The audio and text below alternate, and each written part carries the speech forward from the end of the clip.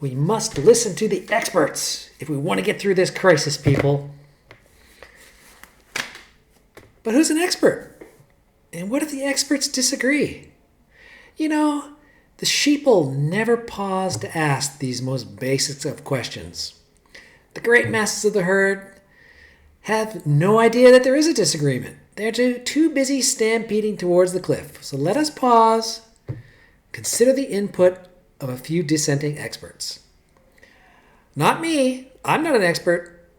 I'll just quote the experts. I'll put their credentials on the screen while reading quotations from each. Let's start with Dr. Michael Osterholm, who suddenly became popular since appearing on the Joe Rogan show. Osterholm told the Washington Post, "Consider the effect of shutting down offices, schools, transportation, restaurants, hotels, stores, theaters, concert halls, sporting events, and other venues indefinitely, and leaving all of their workers unemployed and on the public dole. The likely result would be not just a depression, but a complete economic breakdown, with countless permanently lost jobs long before a vaccine is ready or natural immunity takes hold. The best alternative will probably entail letting those at low risk for serious disease continue to work, keep business and manufacturing operating, and run society, while at the same time advising higher risk individuals to protect themselves through physical distancing." Dr. Succhet Bhakta said, "The government's anti-COVID-19 measures are grotesque, absurd, and very dangerous. The life expectancy of millions is being shortened.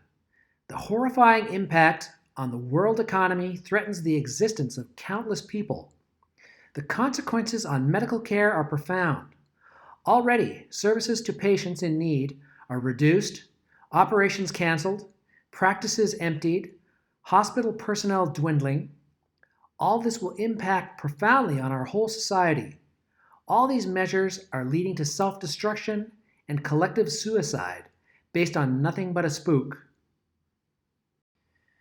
In an article titled, "As the Coronavirus Pandemic Takes Hold, We Are Making Decisions Without Reliable Data," Dr. John Ayers said, "Patients who have been tested are disproportionately those with severe symptoms and bad outcomes.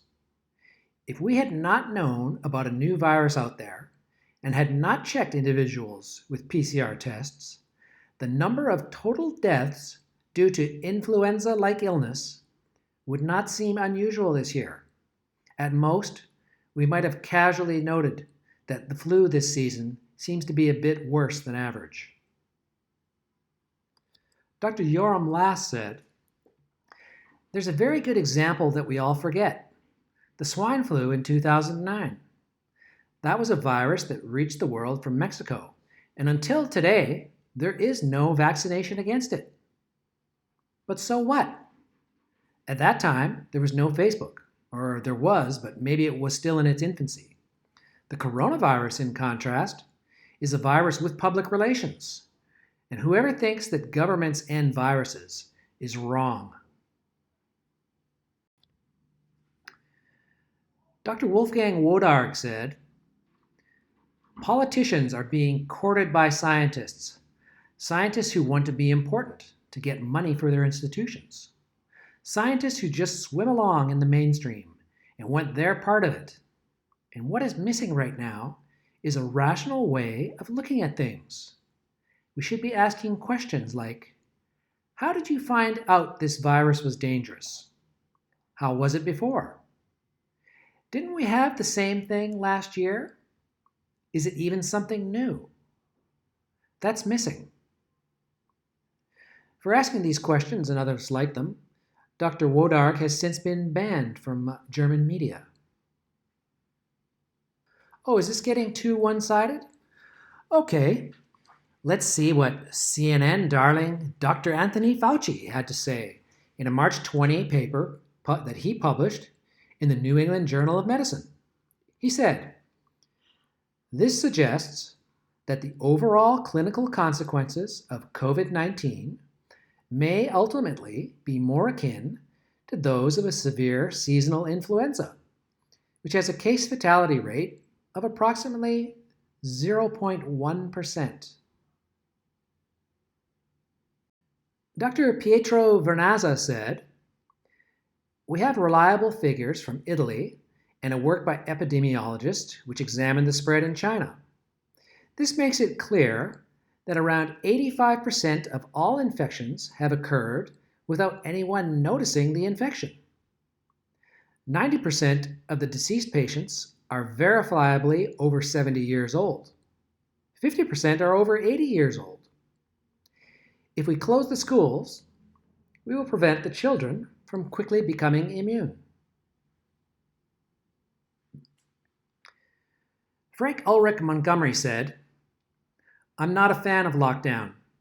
Anyone who imposes something like this must also say when and how to pick it up again. Since we have to assume that the virus will be with us for a long time, I wonder when we will return to normal. You can't keep schools and daycare centers closed until the end of the year, because it will take at least that long until we have a vaccine. Italy has imposed a lockdown and has the opposite effect. They quickly reached their capacity limits, but did not slow down the virus spread within the lockdown." Dr. David Katz said, "I am deeply concerned that the social, economic, and public health consequences of this near total meltdown of normal life, schools and businesses closed, gatherings banned, will be long-lasting and calamitous, possibly graver than the direct toll of the virus itself. The stock market will bounce back in time, but many businesses never will. The unemployment, impoverishment, and despair likely to result will be public health scourges of the first order." Dr. Peter Gooch said, "Our main problem is that no one will ever get in trouble for measures that are too draconian. They will only get in trouble if they do too little. So, our politicians and those working with public health do much more than they should do. No such draconian measures were applied during the 2009 influenza pandemic, and they obviously cannot be applied every winter, which is all year round, as it is always winter somewhere. We cannot close down the whole world permanently. Should it turn out that the epidemic wanes before long, there will be a queue of people wanting to take credit for this, and we can be damn sure draconian measures will be applied again next time. But remember the old joke about tigers? Why do you blow the horn? To keep the tigers away. But there are no tigers here. Well, there, you see, it works." So there you have it. Testimony from 10 world-famous experts in the fields of epidemiology, infectious diseases, and public policy. And so, it's based on expert testimony when I say, stop the madness, stop the lockdowns, stop the quarantines, stop the insane fear-mongering on Facebook, and let's start acting sensibly again. Let's get back to helping each other voluntarily, which when you get right down to it, is what an economy is. People helping people. And along the way, we'll take the best precautions needed for each individual circumstance. We got this. But I'm no expert. Peace out.